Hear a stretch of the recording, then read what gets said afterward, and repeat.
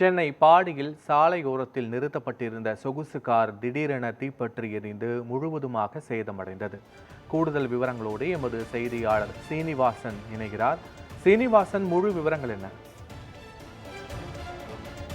சென்னை கொரட்டூர் காவல் நிலையம் எல்லைக்குட்பட்ட பாடி மசூதி டிஎம்பி நகர் பகுதியில் சாலையோரமாக நிறுத்தி வைக்கப்பட்டிருந்த சொகுசு கார் ஒன்று திடீரென்று இன்ஜின் முன்பகுதியில் கரும்புகை வெளியேறது கண்ட அந்த பகுதி சாலையில் இருந்த மக்கள் கொரட்டூர் காவல் நிலையத்துக்கும் அம்பத்தூர் தொழிற்பேட்டை தீயணைப்பு வீரருக்கும் தகவல் தெரிவித்தனர்.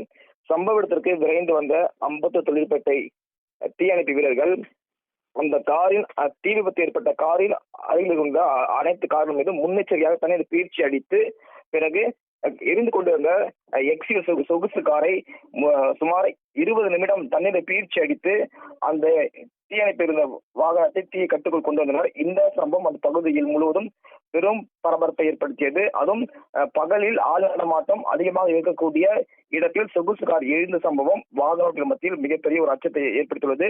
மேலும் விசாரணையில் இந்த எரிந்த காரானது டிஎம்பி நகர் ஔவையார் தெருவைச் சேர்ந்த மதியழகன் என்பவருக்கு சொந்தமான எக்ஸியூ 5 என்ற கார் என தெரிய வந்தது. மேலும் இந்த கார் தீ விபத்துக்கான காரணம் குறித்து கொரட்டூர் போலீசார் வழக்கு பதிவு செய்து விசாரணை மேற்கொண்டு வருகின்றனர். காரில் இருந்த ஒயரிங் மூலமாக மின்சாரம் பாய்ந்து கார் தீ விபத்து ஏற்பட்டதா அல்லது வேறு ஏதேனும் நாசங்கள் என்ற கோணத்தில் அங்கு இருக்கக்கூடிய சிசிடிவி கேமராக்களையும் போலீசார் சோதனையிட்டு பார்வையிட்டு வருகின்றனர். காட்சிகளோடு விவரங்களுக்கு நன்றி சீனிவாசன்.